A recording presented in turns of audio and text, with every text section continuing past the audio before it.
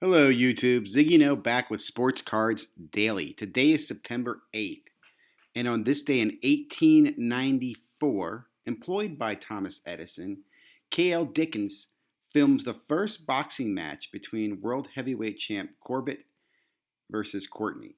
Now, I have no idea who those guys are, but think about this impact, okay? Because this is the first time they film a sporting, boxing match. And where are we today, right? Where like people make billions of dollars off of sports because of TV.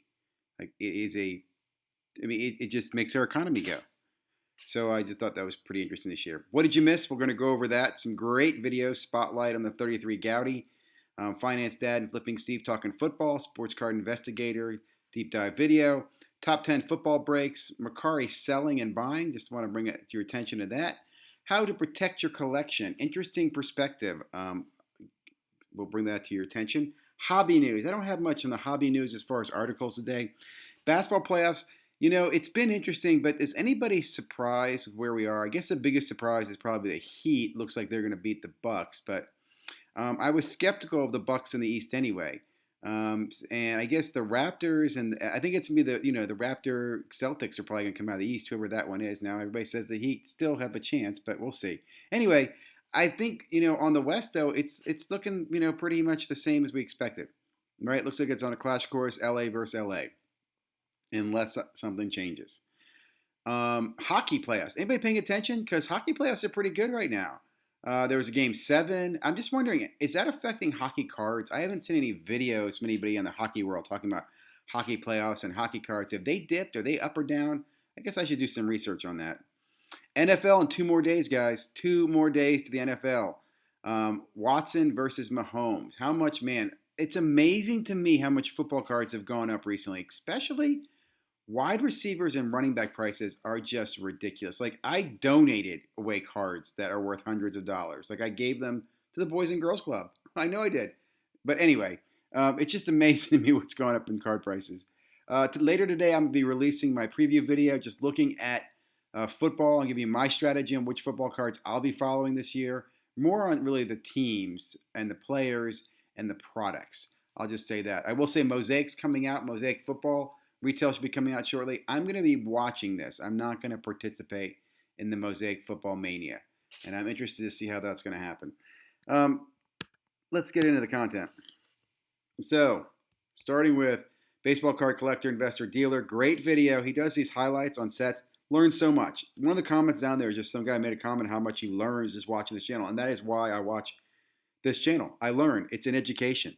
Love this channel. Love this video.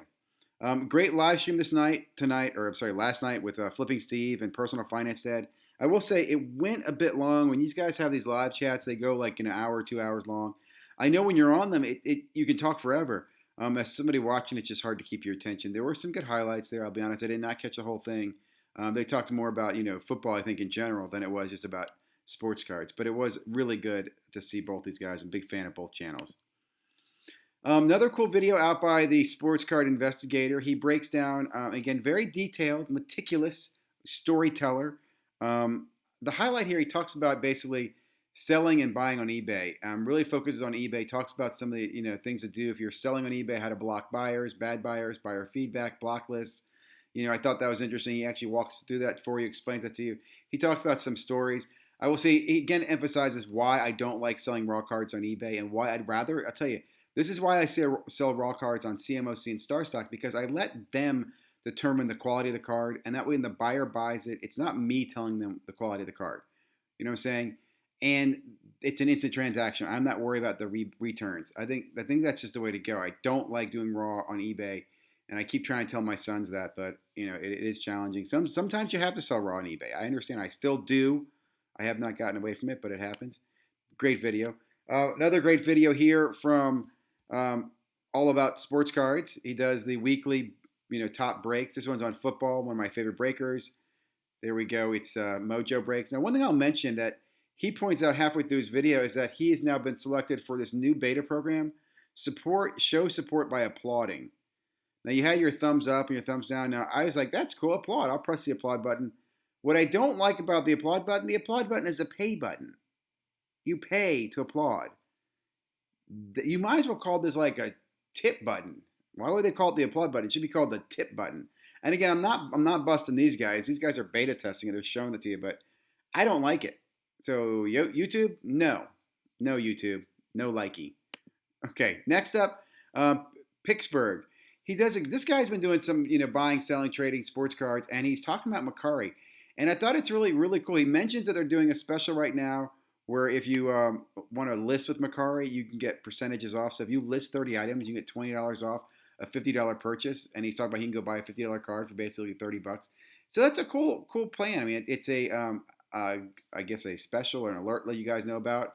I have not used Makari. I was looking at Makari, and first thing I see is that I'm looking at a lot of raw cards, and I'd be concerned about some of the quality, but I do think it's worth probably taking a shot. Free shipping involved. They have some discounted cards. It looks interesting. So I have not have, and I know a lot of people have used Makari. So I'd love to get your thoughts, your opinions, your feedback. Are you a Makari person? Do you like it?